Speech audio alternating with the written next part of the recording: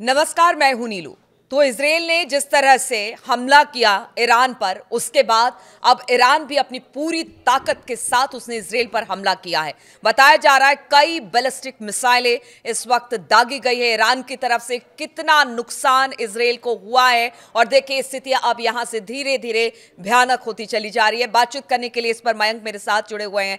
मयंक, हमने देखा था और ये हमें अंदाजा था, हम बार बार कह रहे थे कि देखिए इजराइल जिस तरह से कह रहा है कि परमाणु कार्यक्रम ईरान के चल रहे हैं उसको खत्म करना है, उसने अब हमला कर दिया, लेकिन उसके लिए भी वो तैयार था कि ईरान की तरफ से भी हमला होगा। अब बड़ा हमला हुआ है, कहां कहां पर हमला हुआ है ईरान की तरफ से इजराइल में और कितने नुकसान की खबर? देखिए, अभी जो इन्फॉर्मेशन आ रही है हम सीधा पॉइंट पे आना चाहेंगे। ईरान ने बहुत बड़ा हमला किया है इजराइल के ऊपर। 200 से ज्यादा बैलिस्टिक मिसाइल्स फायर की गई हैं तेल अवीव पे, यरूशलेम पे, पूरे इजराइल पे।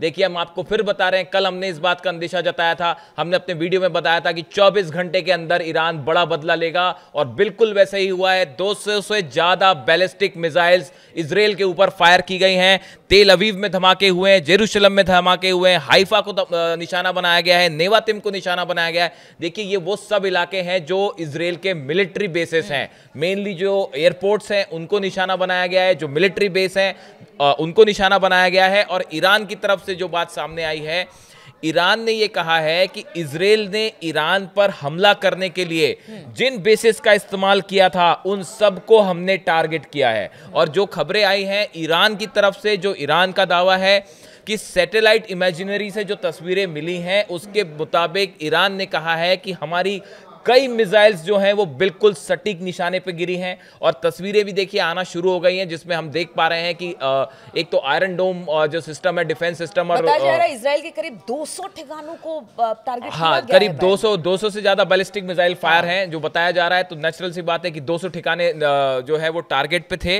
और तस्वीरें भी आ रही हैं मिसाइल्स गिरने की। देखिए, कई चीजें ऐसी होती हैं जिसके लिए किसी प्रूफ की जरूरत नहीं होती। अब कितनी मिसाइल्स आयरन डोम रोक पाया है, कितनी गिर पाई हैं, वो थोड़े समय बाद पता चलेगा। लेकिन तस्वीरें बता रही हैं कि इजराइल में बड़े धमाके हुए हैं, धमाकों की आवाजें सुनाई दे रही हैं और तस्वीरें सामने आ रही हैं। देखिए, इसमें बताया जा रहा है, जो इजराइल का मीडिया खुद बता रहा है कि बड़ी संख्या में सैकड़ों लोग इस हमले में घायल हो गए।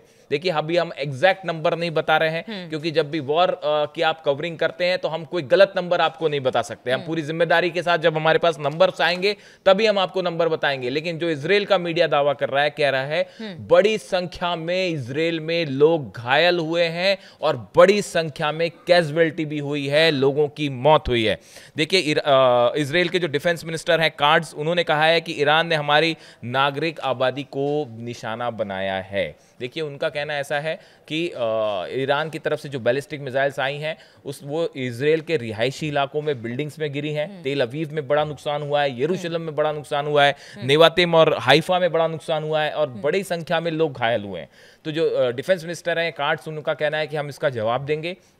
और इजराइल जो है वो और मयंक, इसी बात की आशंका थी कि देखिए, एक बार अगर वार शुरू होता है तो फिर पलटवार, वार पलटवार लगातार आगे इसी तरह से देखा जाएगा। अब इस बीच ट्रंप की तरफ से भी बयान सामने आ गए, जरा अगर उसके बारे में भी कोई जानकारी हो तो बताइए। बिल्कुल, ट्रंप की तरफ से बयान है, लेकिन उसके पहले हम जो सुप्रीम लीडर हैं ईरान के अयातुल्लाह अली खमेनी, इनका जो लेटेस्ट बात सामने आई है वो अपने दर्शकों तक पहुंचाना चाहेंगे। उन्होंने कहा है, उन्होंने एक प्रकार से कसम खाई है अपनी सेना के सामने, IRGC के सामने, और उन्होंने कहा है कि इजराइल को इस जो अपराध हमला ईरान के ऊपर करके इजराइल ने किया है, किसी भी सूरत में इजराइल को बख्शा नहीं जाएगा। We will not allow Israel escape safely from this great crime. ये खामेनेई कह रहे हैं, we will not allow Israel escape safely from this crime. हम किसी भी सूरत में इजराइल को बचने नहीं देंगे, बचकर जाने नहीं देंगे। तो एक बात तो तय है, ईरान ने ये मन बना लिया है कि आर पार की जंग। आपने देखा मस्जिद पे लाल, वहां पे ईरान में जो तस्वीर वायरल हो रही है कि मस्जिद के ऊपर लाल झंडा फहरा दिया गया है। ये तब होता है जब आर पार की जंग छिड़ जाती है। बिल्कुल, आर पार की जंग छिड़ जाती है मयंक। लेकिन देखिए, हम बेन्यामिन नेतन्याहू को भी सुन रहे थे। उनका कहना था कि देखिए, इतना यूरेनियम जमा कर लिया था ईरान ने कि अब हमें अपने अस्तित्व की लड़ाई लड़नी थी, ऐसा नेतन्याहू कह रहे हैं। तो अब इस लड़ाई को हम क्या अपने अपने अस्तित्व की लड़ाई मानकर चले कि ईरान ने भी कह दिया है कि देखिए भाई, अगर हमारे ऊपर हमला होगा तो हम हमला करेंगे, और नेतन्याहू का कहना है कि अगर परमाणु बम ईरान बना लेता है तो हमारे अस्तित्व के लिए संकट है। यानी अब अस्तित्व की लड़ाई है यहाँ। देखिए कल 60 दिन पूरे हो गए थे। आपने, अगर आपको याद हो कि ट्रंप ने कहा था कि 60 दिन का हम आपको अल्टीमेटम देते हैं, अगर आप 60 दिन में समझौता करेंगे वरना हम आप पे हमला कर देंगे। तो कल वो 60 दिन पूरे हुए थे, जिसके बाद ईरान पे जो है वो हमले हुए हैं। और ईरान पे आपने देखा, ईरान में जो 4 उनके न्यूक्लियर सेंटर्स पे हमले हुए, 2 उसमें इंक्लूडिंग 2 उसमें मिलिट्री बेस हैं, और काफ़ी उसमें ईरान को भी नुकसान हुआ है। लेकिन इसके बाद जो है, अब सवाल ये है, आपने जो ट्रंप का जिक्र किया, ट्रंप अभी भी ये कह रहे हैं कि अब भी वक्त है ईरान के पास, आप समझौता करिए, न्यूक्लियर बातचीत करिए। ईरान की तरफ से साफ कह दिया गया है कि अब जो है इस हमले के बाद अब अमेरिका से न्यूक्लियर डील पे कोई बात नहीं होगी। जो संडे को टॉक होने वाली थी ओमान में, बात खत्म। अब दूसरी चीज ये है कि देखिए, अब ये भी बड़ा खतरा मंडराने लगा है, क्या ईरान अमेरिका के मिलिट्री बेसिस को निशाना बनाएगा। बार बार ये अमेरिका की तरफ से कहा गया, हमने कल अमेरिका के जो विदेश मंत्री हैं उनका हमने बयान सुना। उन्होंने ये कहा कि भाई अमेरिका का इस स्ट्राइक में कोई हाथ नहीं है, और इजराइल की तरफ से ये हमला किया गया, लेकिन ट्रंप ने कहा कि हमें हमले की जानकारी थी।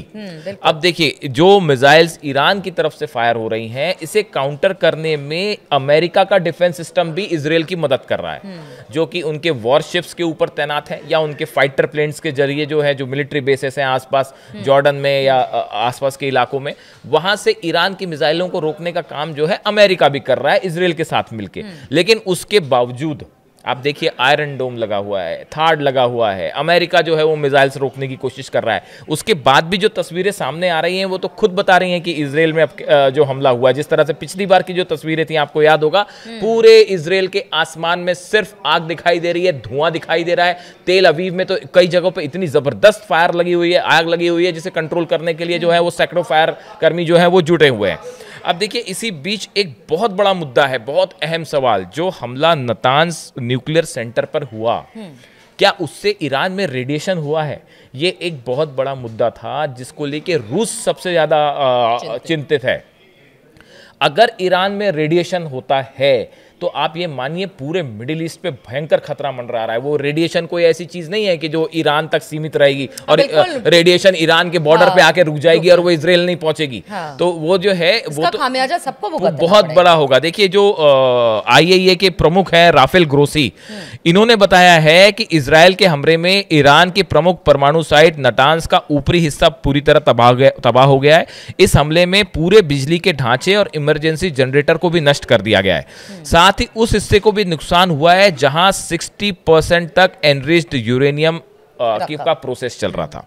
लेकिन एक बड़ी बात इन्होंने कही है कि अंडरग्राउंड जो सेंट्रीफ्यूज फैसिलिटी है उस पर कोई सीधा हमला नहीं हुआ है या उसको अभी कोई नुकसान नहीं हुआ है। देखिए, सेंट्रीफ्यूज वो जगह होती है, आप इसको अगर आसान भाषा में समझे, वो हिस्सा होता है जहां पे अगर आप हमला कर दें तो रेडिएशन हो सकता है। तो फिलहाल ईरान में रेडिएशन नहीं है, तो न्यूक्लियर एक दुर्घटना का रूप अभी इसने नहीं लिया है। लेकिन अब जिस तरह से ये हमले हैं, ईरान ने फायर किया है, जिस तरह से नेतन्याहू कह रहे हैं कि उनके जो परमाणु कार्यक्रम है उसको ध्वस्त करना है, और जिस तरह से शुरुआती हमले जिस तरह से इजराइल की तरफ से हुए, उन्हीं ठिकानों को निशाना बनाया गया है। तो कब तक अब देखिए, ईरान इजराइल बताया ये भी जा रहा है, खबरें ये भी आ रही हैं कि ईरान की तरफ से जो बैलिस्टिक मिसाइल फायर की गई हैं वो इजराइल के न्यूक्लियर इंस्टॉलेशंस पे भी फायर की गई है। ये खबरें हैं, हम इसकी पुष्टि नहीं कर सकते। देखिए, वॉर के बीच में जब भी इंफॉर्मेशन आती हैं तो वो सिर्फ दावे के रूप में होती है, उसमें कितनी सच्चाई है वो थोड़े वक्त बाद पता चलेगा। लेकिन ये बताया जा रहा है कि ईरान ने जो बैलिस्टिक मिसाइल फायर की हैं वो इजराइल के न्यूक्लियर ठिकानों को भी निशाना बना के फायर की गई हैं। मिलिट्री बेसिस उड़ा दिए गए हैं, इजराइल जो न्यूक्लियर इंस्टॉलेशंस है वो निशाने पर हैं। इसके साथ ही देखिए, इजराइल में अभी ये हाल है, सब तरफ सायरन बज रहे हैं।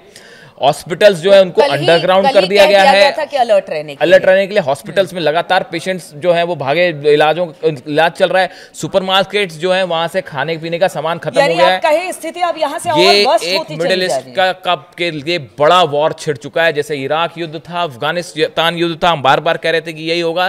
देखिए, कल हमने पहले ही बताया था, आपको परसों बताया था कि 24 घंटे के अंदर हमला हो सकता है, इजराइल ने हमला किया। कल हमने आपको बताया था कि ईरान जबरदस्त पलटवार करेगा, 200 बैलिस्टिक मिसाइल फायर हो गई। आगे अब देखना होगा अगले कुछ घंटों में क्या होता है। हम अगले कुछ घंटों में फिर आपके पास आएंगे इन्फॉर्मेशन के साथ। बिल्कुल, तमाम इन्फॉर्मेशन हम आपके लिए लेकर आते रहेंगे कि किस तरह से वहां पर हमले हो रहे हैं, कितना नुकसान हुआ है, कहां कहां पर टारगेट हुआ है। देखिए, किसी तरह का कोई प्रोपेगेंडा नहीं है, जो खबर है वही हम आप तक लेकर आते हैं, और जहां जहां से जिन जिन एजेंसियों से हमारे पास भी खबर आ रही है वो हम आप तक पहुंचा रहे हैं। और आगे अब देखना होगा कि जिस तरह से ईरान ने इजराइल पर हमला किया, उसके बाद अब इजराइल क्या करता है, अमेरिका इस बीच उसका क्या रुख रहता है, और रूस का रुख भी देखने वाली बात होगी कि उसका रुख भी क्या रहता है। तो इन तमाम खबरों पर हमारी नजर बनी रहेगी। आप बने रहिए हमारे साथ।